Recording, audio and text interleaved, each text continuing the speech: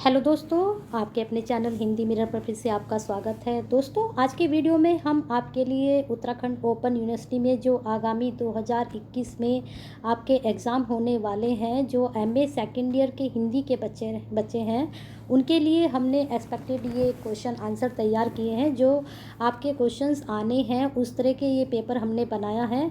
और इससे पहले हम आपको जो ओल्ड क्वेश्चन पेपर हैं वो हम सब आपको प्रोवाइड करा चुके हैं। उनकी प्लेलिस्ट बनी हुई है एमए सेकेंड ईयर करके हमारे चैनल पर, उसमें जाकर आप उनको देख सकते हैं।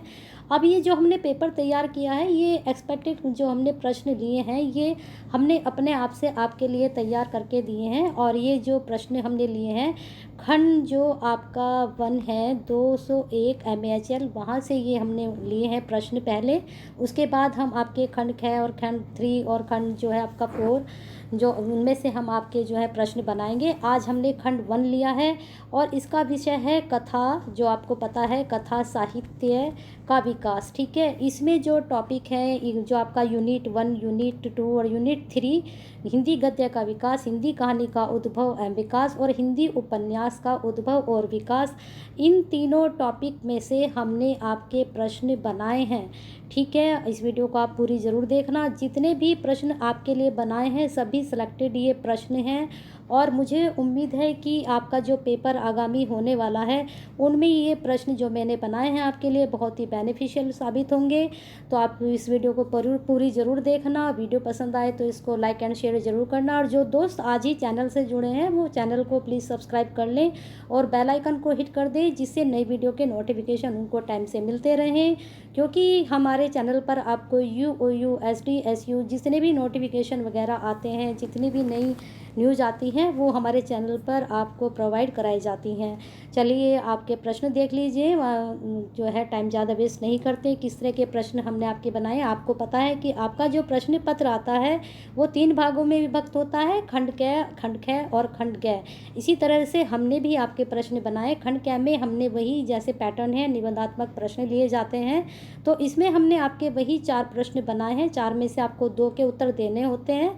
तो पहला प्रश्न देख लीजिए। हिंदी गद्य की विकास में पत्र पत्रिकाओं की भूमिका पर प्रकाश डालना है। जैसे कि सभी को पता है कि जो हिंदी गद्य का उद्भव हुआ और फिर उसके बाद जो विकास हुआ, इन पत्रिकाओं की बहुत ही कहना चाहिए इसके विकास में काफ़ी योगदान रहा था। तो इसकी भूमिका पर आप लोगों को प्रकाश डालना है।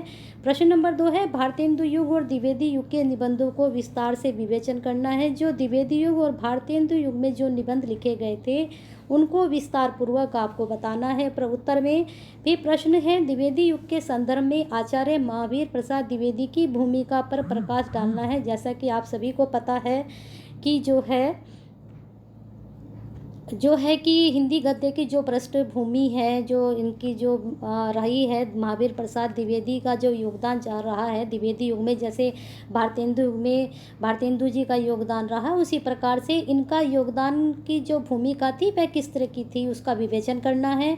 फिर प्रश्न नंबर 4 है, हिंदी गद्य की जो पृष्ठभूमि है उस पर अपने विचार प्रस्तुत करने। हिंदी गद्य की जो पृष्ठभूमि रही, किस तरह से उसका उद्भव हुआ और किस किस युग में, जैसे भारतेंदु युग, द्विवेदी युग, उसमें किस तरह से उसका जो है विस्तार हुआ या विकास हुआ, तो उसका जो है आपको वर्णन करना है। तो इस प्रकार से ये 4 प्रश्न हमने आपको समझा दिए कि किस तरह से आपको उत्तर भी देने हैं निबंधात्मक प्रश्न में। ठीक है, अब आते हैं खंड ख पर। खंड ख में जो है लघुत्तरीय प्रश्न दिए जाते हैं। वैसे ही हमने आपके भी खंड ख में लघुत्तरीय प्रश्न लिए हैं। पहला प्रश्न है, भारतेंदु युग की विशेषताओं पर प्रकाश डालना है। अभी जैसे आपको बताया कि जो है हिंदी गद्य के विकास है भारतेंदु युग की काफ़ी योगदान रहा, तो उसकी जो विशेषताएं थी उन पर आपको प्रकाश डालना है, बताना है उसके बारे में।